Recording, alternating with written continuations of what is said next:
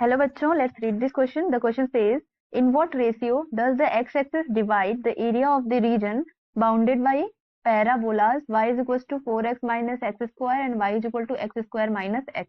So now let's see the key concept for the question. तो यहाँ पे हम लोग की कॉन्सेप्ट देख लेते हैं. तो यहाँ पे हमारा जो की कॉन्सेप्ट है वो यूज होगा कि हम लोग कर्व्स के बीच का एरिया कैसे निकालें. तो लेट सपोज ये हमारा क्या है, y एक्सिस है और ये हमारा x एक्सिस है और एंड यहाँ पे हमारा एक कर्व ये हो गया. This is the curve for y is equals to f of x. Let suppose the second curve is this. ये हम लोग यहाँ पे इंटरसेक्ट कर रहे हैं दो पॉइंट्स पे and this is the curve for y is equals to g of x. And ये हमारा पॉइंट ऑफ इंटरसेक्शन हो गया दोनों का.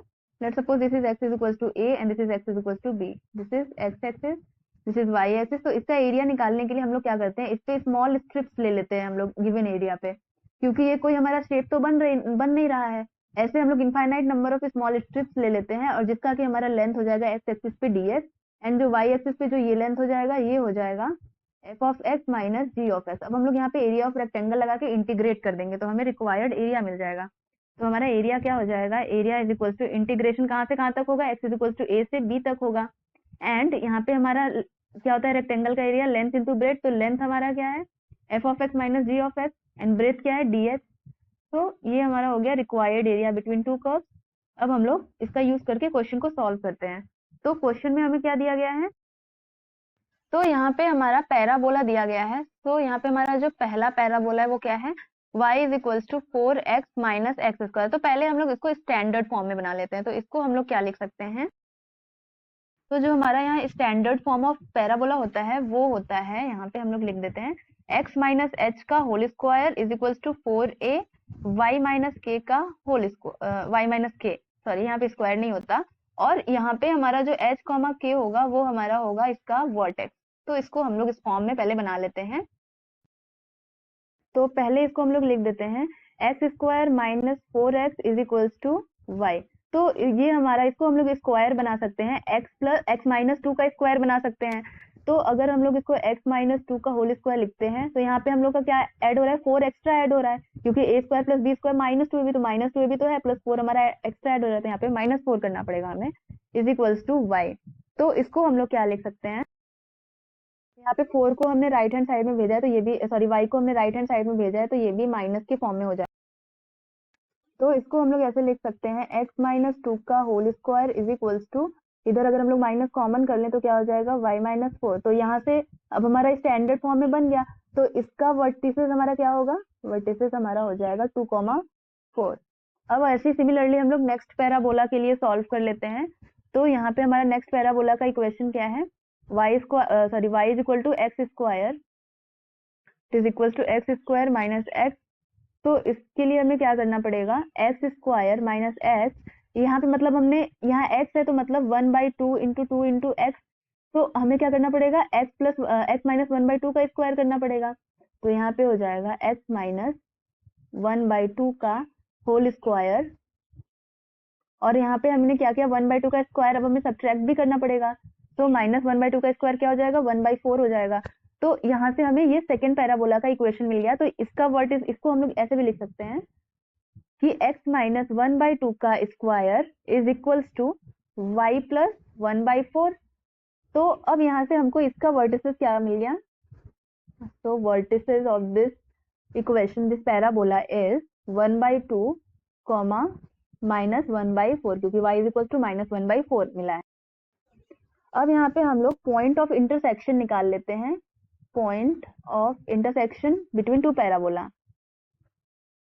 बिटवीन हमारा पहला पैराबोला का पैराबोला क्या है, तो हमारा first y is equal to 4x minus x square. तो y is equal to 4x minus x square and second है y is equal to x square minus x. तो अब दोनों y के इक्वल है तो दोनों कर्व भी इक्वल हो जाएंगे. तो क्या हो जाएगा, 4x minus x square is equal to x square minus x. अब इसको अगर हम लोग सॉल्व करेंगे तो एक्स स्क्वायर को हम लोग राइट हैंड साइड में भेज देते हैं. तो इधर हो जाएगा 5x इज इक्वल टू क्या हो जाएगा, 2x स्क्वायर. अब एक x कैंसिल हो गया तो यहाँ से हमको x मिल गया 5/2. अब इससे हम लोग y की वैल्यू निकाल लेते हैं. तो इसको पुट कर देते हैं, putting it in y is equal to 4x minus x square. तो यहाँ से हमको क्या मिल जाएगा, y is equals to 4, x की वैल्यू क्या है 5/2, 4 इंटू 5/2 माइनस 25/4। तो यहाँ से 2 कैंसिल हो जाएगा, तो यहाँ हमें y की वैल्यू मिल जाएगी। तो यहाँ से हमको मिल जाएगा 15/4, और यहाँ से हमको x की एक और वैल्यू मिलेगी हमें इस इक्वेशन से। इसको हम लोग कैंसिल आउट नहीं करते हैं, इसको हम लोग ऐसे सॉल्व कर लेते हैं। अगर यहाँ पे हम लोग 2x² माइनस 5x करें इज इक्वल टू 0, तो यहाँ से हम लोग अगर x कॉमन कर ले तो क्या मिलेगा, 2x minus 5 is equal to 0। तो यहाँ से एक x की वैल्यू हमें एक और, तो यहाँ से हमें x की एक और वैल्यू क्या मिलेगी, x is equal to 0 and x is equal to 5/2।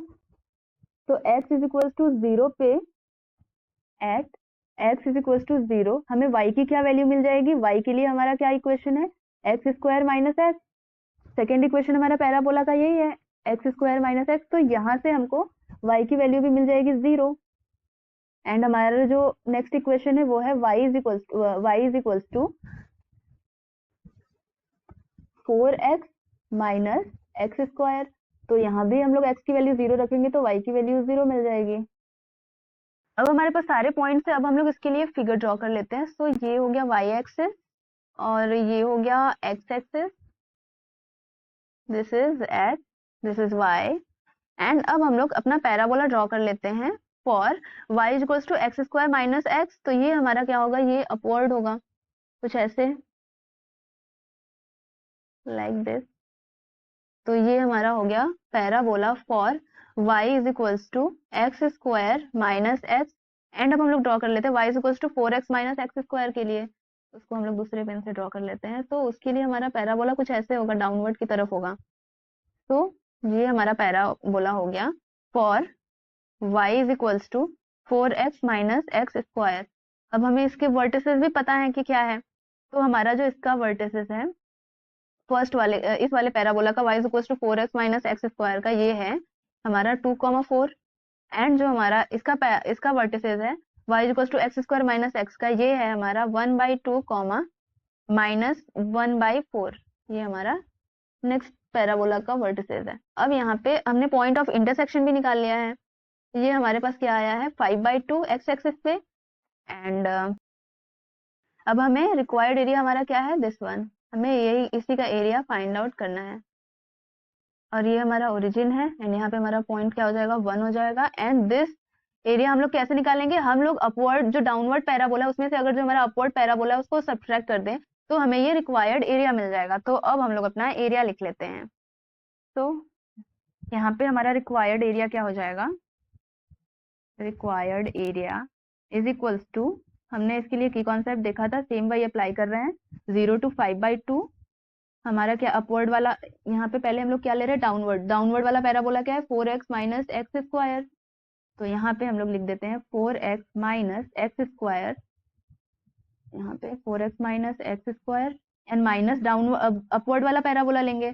तो अपवर्ड वाला पैराबोला क्या है, this one, y is equal to x² minus x।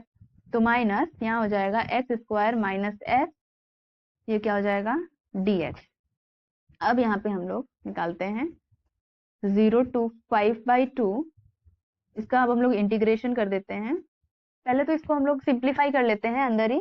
तो ये क्या हो जाएगा 4x minus x² and minus x² plus x dx। तो इसको सॉल्व करने पे क्या मिलेगा, 0 to 5/2, 4x प्लस x क्या हो जाएगा 5x minus x² minus x² minus 2x² dx। x अब इसका इंटीग्रेशन करेंगे तो हमको मिल जाएगा 5x² बाई 2 माइनस 2x³ 3।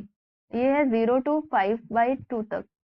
तो 0 रखेंगे तो हमको तो वैल्यू 0 मिल जाएगी क्योंकि x दोनों में है। तो हमें यहाँ पे 5/2 रखते हैं, तो 5/2 रखने पे मिलेगा 5/2 इंटू 5/2 का होल स्क्वायर माइनस 2/3 इंटू 5/2 का होल क्यूब, एंड माइनस 0 हो जाएगा क्योंकि लोअर लिमिट रखने पे 0 मिलेगा। तो इसको हम लोग सॉल्व करेंगे तो हमको एरिया मिल जाएगा यहाँ पे 5/2 इंटू 25/4 माइनस 2/3 इंटू 5/2 का होल क्यूब। सॉरी, इसको होल क्यूब अगर ओपन करते हैं तो मिलेगा 5 का क्यूब 125/2 का 8। तो यहाँ से हमको एरिया मिल जाएगा इसको हम लोग सॉल्व कर लेते हैं। तो दोनों का यहाँ पे 8 इसमें भी है 8 इसमें भी है, तो अपॉन 8, और देखते हैं न्यूमरेटर में क्या कॉमन हो रहा है। तो न्यूमरेटर में हमें 125 कॉमन हो जा रहा है। तो 125 अगर हम लोग न्यूमरेटर से कॉमन कर ले तो इधर 1 बचेगा, 5 25 5 जो 125 माइनस 2/3। तो यहाँ से हमको जो एरिया मिल गया उस रीजन का, ये हो गया 125/24। अब हम लोग एक बार देखते हैं क्वेश्चन में कि हमें एग्जैक्टली क्या पूछा है। तो यहाँ हमें पूछा है कि in what ratio does area divide area of reason bounded by parabola.